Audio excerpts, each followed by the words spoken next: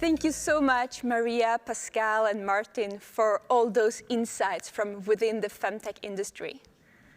Now we've come to the time where it's time to share a little bit more details about the program of TECH4EVA. And who is better to share those than the two next speakers that I'm going to invite? So welcome up to the stage, Lan Zuogile, Deputy Managing Director at the EPFL Innovation Park, and Nicolas Leyaud, the Chief Innovation Officer at Groupe Mutuel. So with those words, I'll leave the stage to you and look forward to learn more about the goals and the support that the startups will receive and everything else related to the program. Thank you. Thank you, Anna. Whoa, here we are, Lan. Yeah. It has been a long way, but this is the D-Day today, and so first, let me give you some figures. The figures is that for this event, we had something like 500 registrants to this event. So I don't know exactly how many people of you are watching us now, but there was about 500 people. So 500 people is a big number. It means that what we're doing is important. It's important for you because you're here, and it's important for us as well, and maybe it's important for the world as well. It is definitely important for Groupe Mutuel as a health insurance. We heard Sophie Reva before. Women are definitely 50% of the population, and what we don't really know yet is that their spending in medical expenses are around 500 billion per year. So it's a huge number. As it was said before, the healthcare dedicate only 4 to 5% of the spendings to the women's health. So this is too little. And if we really want to make a significant improvement in human health, we definitely need to improve women's health and start with this. So, but honestly, we are conscious that we can't do it by ourselves. Groupe Mutuel or more. So we can't achieve that by alone, and we started, let me give you a little bit about the background of TECH4EVA. We thought about finding the best partner that we could find in Switzerland, and definitely it is the EPFL Innovation Park, which is the best innovation park in Switzerland. It is important for the EPFL Innovation Park as well, because femtech is one of the most promising domains in innovation for the coming years. You will see that in the presentation from the startups, but femtech is involving science, medicine, software, electronics, material, psychology, user experience, and so many other innovative domains. So there is currently a gap, as we said since the beginning, between the women's health importance and the investment which is dedicated to this domain. And we won't be able to improve prevention and treatment if we don't bridge this gap. So as we want to create a pretty long impact on this, we decided that we want to create a global community to give startups the visibility under the same femtech roof. Even if we start today with a virtual roof, we hope one day it's going to be a real roof, but it's a real roof. And ideally, to have this community to co-develop together and get funded on the sustainable and to grow them, we need to put them to work together. Switzerland is the perfect place for hosting this femtech initiative. And we're pretty good at federating as well, which is a good news. But women all around the world are longing for us. So we have a cause and we are on a mission today. So last year, with my friend Lan, we started to envision this mission, this femtech innovation platform that would federate startup, corporates, academics, and even individuals to accelerate innovation in the femtech domain. And we called it TECH4EVA, as a continuation of a successful series that we started a few years ago with a program which is called Tech for Growth, another one which is called Tech for Trust. So the philosophy of this program is pretty well grounded, and Lan will tell you more about the philosophy. So we launched this initiative based on the following philosophies. First of all, TECH4EVA program will be 100% equity-free. We'd like to offer our expertise and resource in Switzerland to support all innovative projects and individuals would like to work on to improve women's health and to improve their daily life. For now, the platform is supported by the joint and complementary resources of Groupe Mutuel and EPF Innovation Park. While EPF Innovation Park is contributing its expertise in bringing high-tech startups to success, and also its network and also talent pool for startup training, coaching, and acceleration. Groupe Mutuel, on the other hand, is providing financial support. It's providing the unique access to the Swiss health tech industry. And it also brings its deep insight and knowledge about the state of the art, about prevention and treatment. We built this accelerator based on a model of closer collaboration between startup and corporates, because we firmly believe that both parties has a lot to learn, and both parties has a lot of win by leveraging the strengths of the one of the other. We are very pleased and grateful to see there are many companies has already joined our initiatives. Moving forward, we would like to involve more individuals, more private entities, as well as government agencies, so that we can build this femtech innovation hub in a sustainable way and for a long time. Now, last but not the least, we would like to grow this initiative by teaming up with the femtech cluster around the world to achieve extended network and greater impact.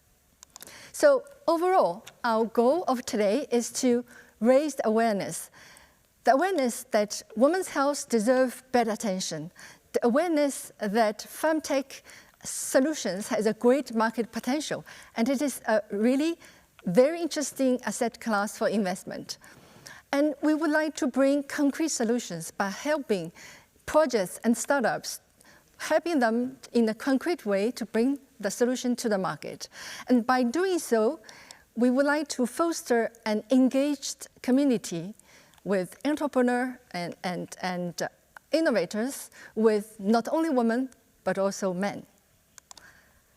So we started in March by making a call for application. It was beginning of March, if I remember well. And we received a number, an amazing number, another amazing number today. It's 110 applications coming from all over the world. So there were startups applying for joining the program. And this is the first big good surprise that we had with this program. 33 startups were coming from Switzerland. And the other big surprise for us is that among the applicants, more than 65% were led by women founders, which is a very good news, because if I may remind you, in the tech industry, the founders are usually not more than 10% women. So here we definitely have a community of women who are founders, which are super important for us. So we decided to be very inclusive in the selections of these startups, and we just sorted the application into 3 groups. One group is made of 15 early stage startups, and they will follow a specific path that Lan will explain you later.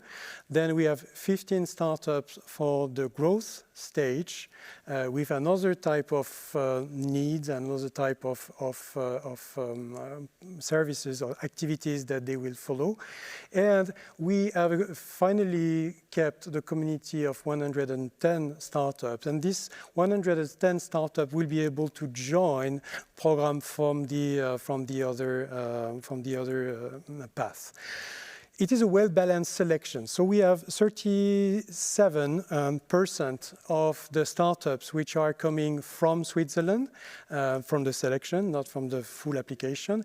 We have 46% of the startups coming from Europe, and we have 5 startups coming from the US, from Israel, and from Singapore.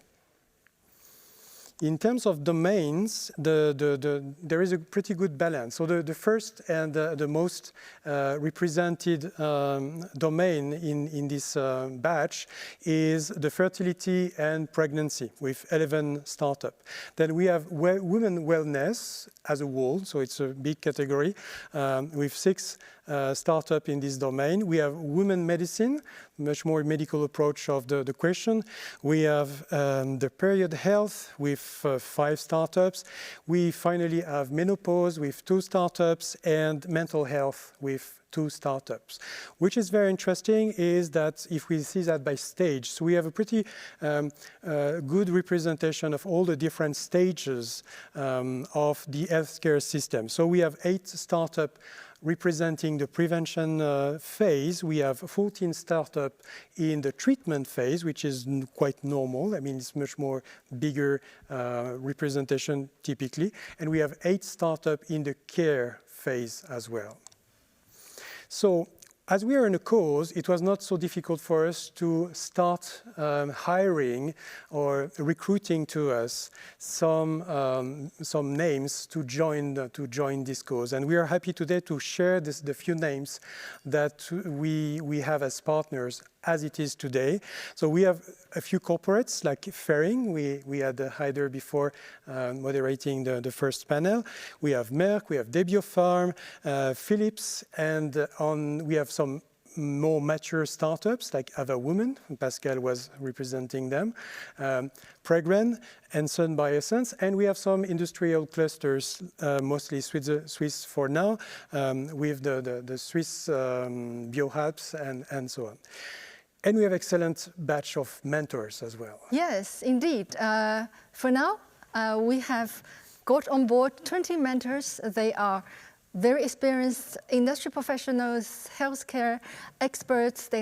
We have business coaches and also innovation catalysts. You will find all this name on our website. Now, how the acceleration program is structured and what we are going to do concretely for all these startups. With Nicolas, we set up 3 distinguished objectives as well as related activities.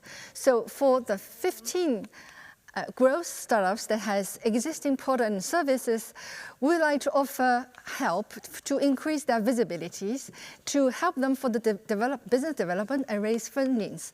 This will be done through business introduction, from deep dive workshops, from corporate mentorship, and also through international roadshows. For the 15 early stage startups that are still developing their solution and services, we would like to help them to refine their value propositions, to validate their business project through the feedback of healthcare professionals, and to elaborate their go-to-market strategy so that they can raise further funding and develop. Now, this is not all. For the whole communities, and as well as those who would like to join us, we'd like to invite you to join these communities.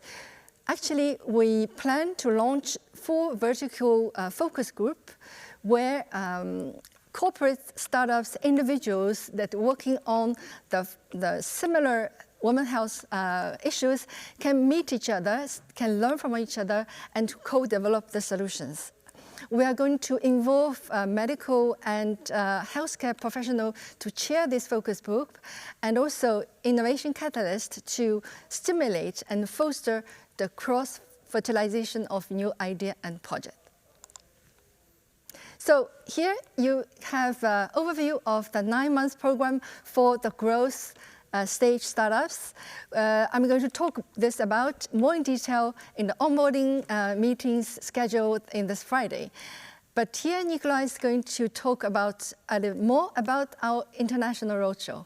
Yep. Nicolas. So as we said before, it's super important for us to gain the maximum of people on board.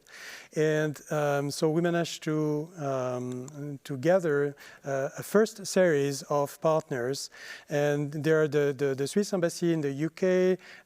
There is Women of Wearables, and Maria was a representative before.